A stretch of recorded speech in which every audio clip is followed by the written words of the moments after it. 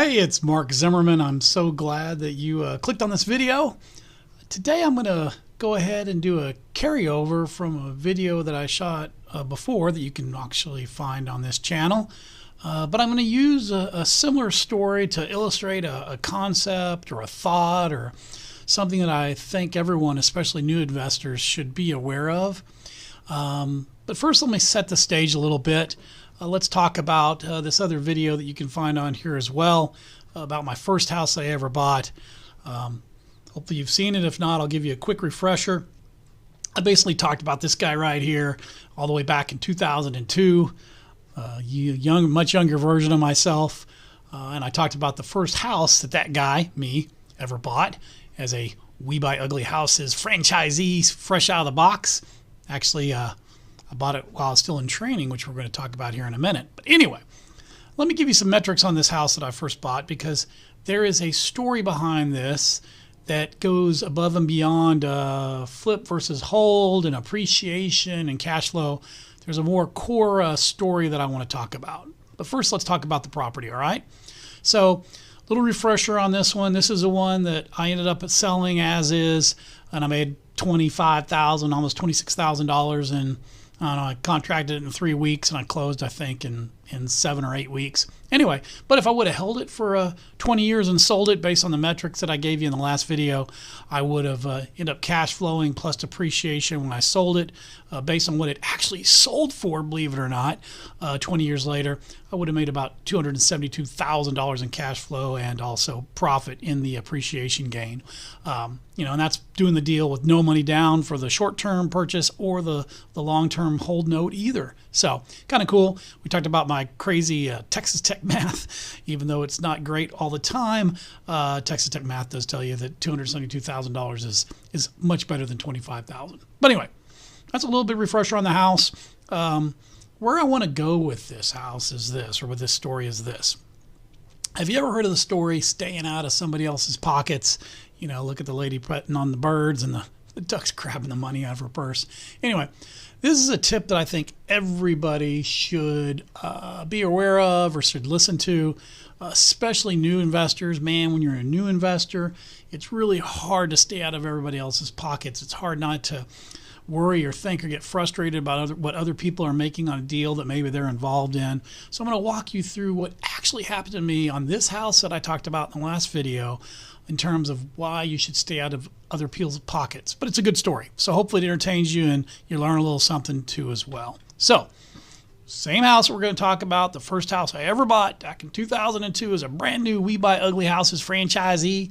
This is a true story, but I will avoid naming names to protect the innocent and not so innocent, okay? So this is the house. Let me give you some metrics again. A refresher from the video that is also on this channel that you can watch.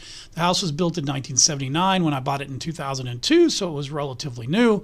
It was a 4-bedroom home, 2.5 bath. It was almost on a full acre, which is great. It was up in Humble, Texas, outside of Houston. Great area. It's a 2-story house, brick on a slab. Great purchase, right? And when I bought the house, it had an ARV, which everybody knows is after repaired value, a big number you should know if you're ever thinking about buying, fixing up, and selling houses or even holding houses. ARV, what's the ARV? What's the after repaired value? In this case, back in 2002, the after repaired value was $160,000 based on recent comps that I ran in the neighborhood.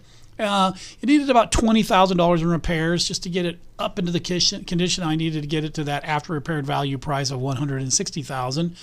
And believe it or not, I purchased this house for $88,000. I think it worked out to be about 68% was my loan to after repaired value number, which is pretty good. That includes the repairs. 68%, not a bad number. So that's a refresher on the house. So what you didn't know was that I actually bought this house from another We Buy Ugly Houses franchise. It shall remain unnamed. I'm still great friends with them. They're great folks. Wonderful. But I bought it while I was still in training. In fact, I was on the last day of training on that Friday up at the franchisor's office up in Dallas after I think a week and a half of training. And I got this opportunity to swoop in and basically save a deal for my franchisee brethren. The problem was they had it actually contracted to sell for $88,000 to another office, and that office backed out for whatever reason. And so, throwing all caution to the wind, and I certainly don't recommend this, I bought the house as is while in Dallas, based just on the comps that my compadre had given me, along with the repair funds repair estimate that they thought the house would need to get that to $160,000 value, which had been verified by the franchisor, so that's good. But buying my first house sight unseen, kind of crazy. As you know, in the other video that I shot, though, I did do pretty well on it. As you saw earlier here, I made almost $26,000 in 7-8 weeks and didn't have to rehab it or anything. So I did well. But anyway, I just want to point out that I actually bought the house while I was still in training, the first house I ever bought. Now, are you familiar with the term double close? Do you know what it means to say, oh, I think we're going to double close, or hey, title company, can you all double close this deal? Well, here's the answer for that. The reason most of the time why investors double close when they're selling a property is when you do a double close, meaning you do one closing for when you purchase the property from the person that's selling it to you, and you do a completely separate closing when you're selling it to the person that's buying it from you, right? Those two people never meet. The settlement statements aren't combined. And then guess what? The person that you're buying it from and the person that you're selling it to especially doesn't see how much money you sold it to when you sold it to the next person in line, which in this case was me. So that's always a big red flag. Shouldn't be a red flag, but it should tell you that somebody wants to double close and they're willing to pay a second title fee, right? And closing costs. It's minimal, but you still got to pay them to do a double close. They're probably shielding how much they made when they are going to do this deal with you. So in this instance, it was a double close. I didn't know everything I just told you when this happened. I just like, oh, this is how you do it. You go in and it's a double close, whatever. So the interesting part about this was I think the next business day after we closed, because I did this on a Friday, on Monday we opened up our brand new We Buy Ugly Houses franchise in the Woodlands, Texas. First day open.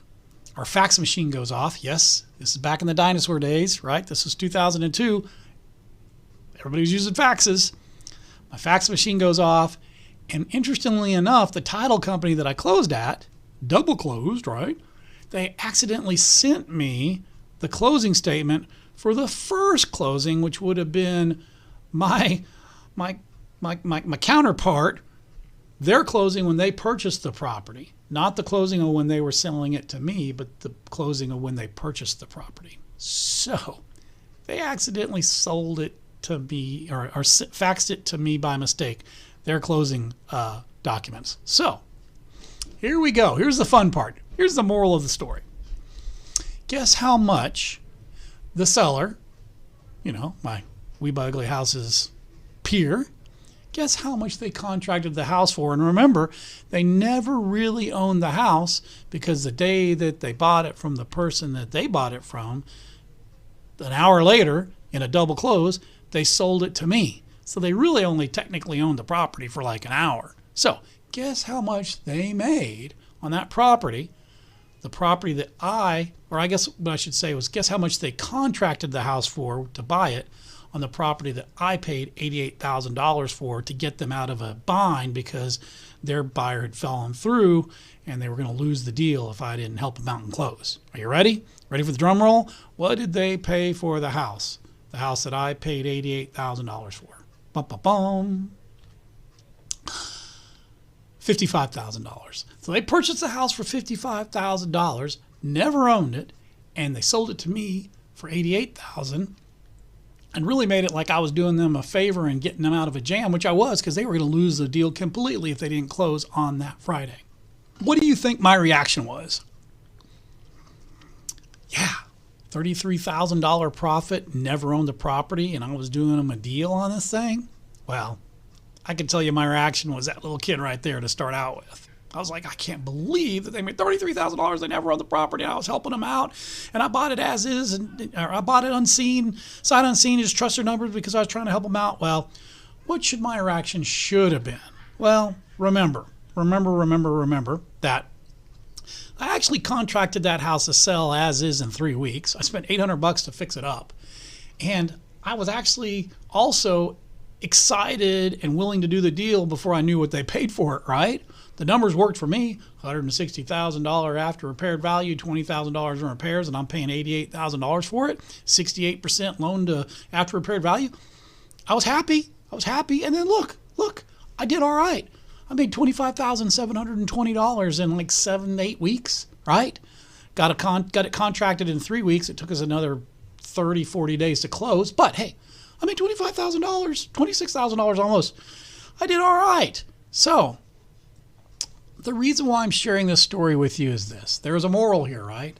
The moral is that if you're not happy, with the deal and the numbers and then they work, then just don't do the deal. Walk away. I walk away from a ton of opportunities because the numbers don't work, or I'm just not happy with the way the deal's being structured. However, if you're happy with the deal, like I was when I was first offered the opportunity to buy this house, right, and help my wee bugly house's brethren out, then stay out of other people's pockets, right? Don't worry about how much they're making. Run your own race and just focus on what you're going to make. And if you do that, your life will be a lot less stressful. You'll be a lot happier, and you're going to be okay. So that's what I wanted to share. I hope that was a benefit of your time. Stay out of other people's pockets. Run your own race, and you'll do just fine. Anyway, as always, I wish you well on your investment journey. And my name is Mark Zimmerman, and I'm out. Thanks for watching, everyone. We really hope you enjoyed the video. If you did, please hit the like button and subscribe below.